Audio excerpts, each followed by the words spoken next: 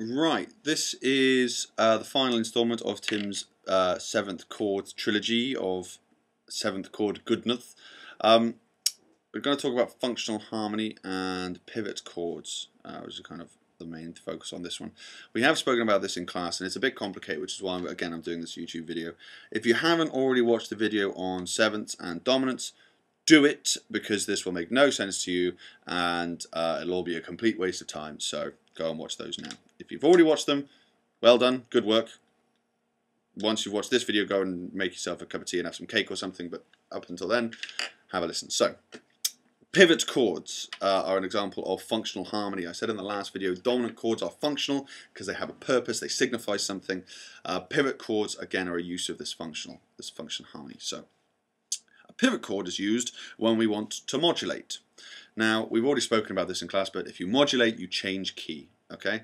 There are various different ways of modulating. You can do what I call the Westlife modulation, where you just sing your chorus, chorus, but then you sing the same chorus a tone up and everyone thinks you're a genius, and it sounds very good and awesome, I suppose. Okay, you can do the same up a minor third. Bon Jovi made that little choice, so did Whitney Houston and I Will Always Love You, the Bon Jovi song Living on a Prayer. The last chorus goes up a minor third, and it has a lot of impact and it sounds very good, very uplifting. Personally, I think it can be a bit clumsy. If you're writing a chord sequence and you just stick everything up a tone or a minor third, it's going to sound a bit clumsy. It's going to sound like a gear change. What pivot chords do is allow you to modulate and change key, but do it in a subtle way that people wouldn't necessarily notice. And that, to me, is good composition, because you're employing these tricks and people wouldn't necessarily know you're doing it. So, in a nutshell, to use a pivot chord, to have a pivot chord modulation, you need two things. You need a pivot chord, and then you need your dominant to signify the new chord change, okay? Strictly speaking, you need those two things, and I'll get onto that in a second. So, let's give ourselves an example. We're writing a song that's in the key of C, and we want to modulate to G. Now, we could use the modulation for a chorus, or we could use it for like a medley or a bridge, or just to make it sound a bit more interesting, okay? So, our chord sequence goes C, F, G.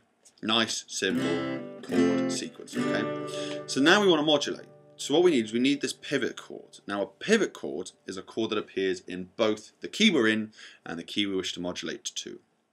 So in order to find out what pivot chords we can use, we need to look at both keys.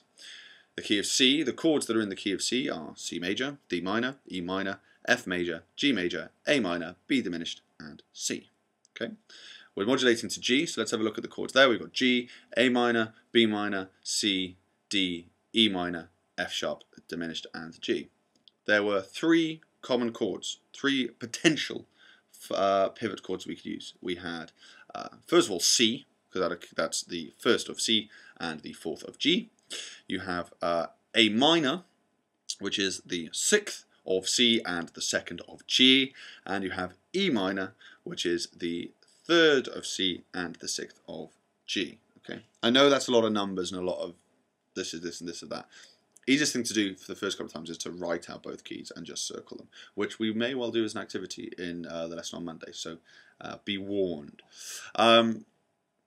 So yeah, so we've got those three chords, so we make a choice. I'm going to use A minor, just because I am. So we now use that as our pivot chord, so our chord sequence goes C, G, no, C, F, G, A minor. At this point, technically, it could be argued that we are now both in the key of C and the key of G, because this A minor chord appears in both. And that's why it works, because we pivot on that chord.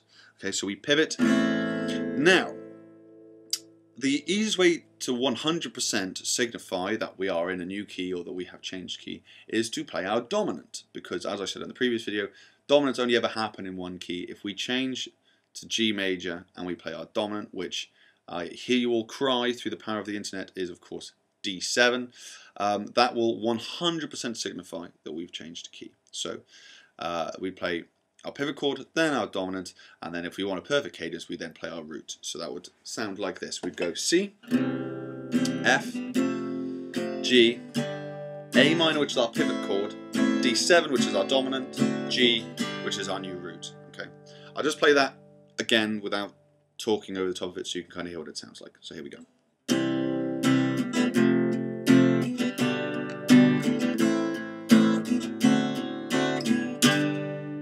Very nice, works beautifully, and you'd never know it's there.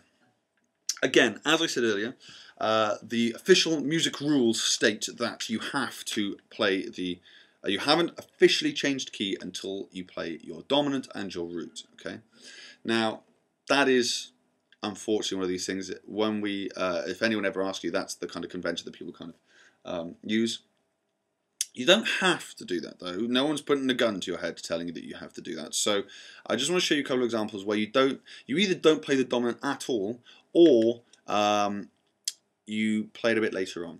Okay, because these pivot chords can happen 2 or 3 times in one chord sequence. You can go from C to G and then back to C again. The process just keeps working. It's a brilliant little technique. So what I'm going to do, first things first, I'm going to play you the same chord sequence, but I'm going to put a couple more chords in before going to the dominant. Okay, so I'm going to play C, F, G, A minor, then I'm going to go B minor, then I'm going to go C, which is now the 4th because we're in G, then I'm going to play the dominant, and then I'm going to play the root. So that sounds like this.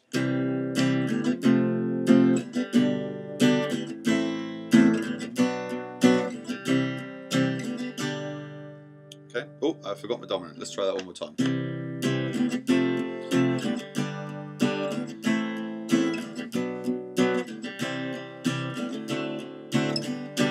Okay, and again, your ear doesn't really detect the modulation until I play that B minor.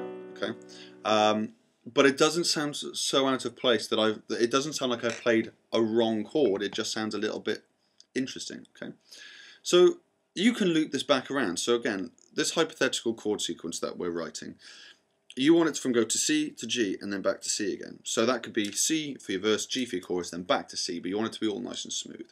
So you do your chord sequence, your C, F, G, A minor, D7, G, okay? But now you could go back on the same pivot chord, or even play a different pivot chord. So this is what I'm going to do. I'm going to go C, F, G, A minor, D7, G, E minor, which again is now our new pivot chord because that appears in both C and G. Then I'm going to play G7, which signifies the new key change, and back to C. Okay, I'll play it, then I'm going to explain it, and then I'll play it again. Okay, so here it is. So.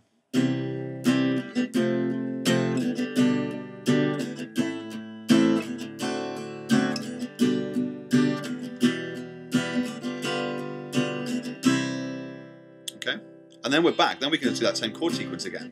Okay, so let's just go over that and analyze it. So C to F to G, we know it's in C, that's absolutely fine. A minor is our first pivot chord. D7 takes us into the second key, which is G, our dominant, so that signifies that G would be our root of the new key. We then go to E minor, which is our second pivot chord because it appears in both C and G. Then we go to G7, which is our new dominant, or our old dominant, and then back to our root C. So, and that can just keep going around. So I'm going to play this through twice for you so you can kind of hear how it never sounds like there's a modulation going on. So we go.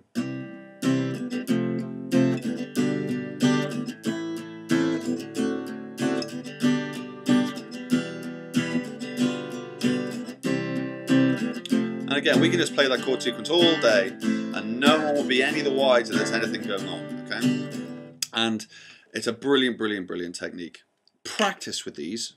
And again, if you have any questions, put it on the Facebook wall and we can kind of have a chat with it. But practice using these and hearing how they sound and putting them in your songs, because it's just a great compositional technique and people will listen to it and think you're a genius. That's all I'm going to say on it. I hope this makes sense. Again, if you have any questions, then either find me in college or put a thing on the Facebook wall.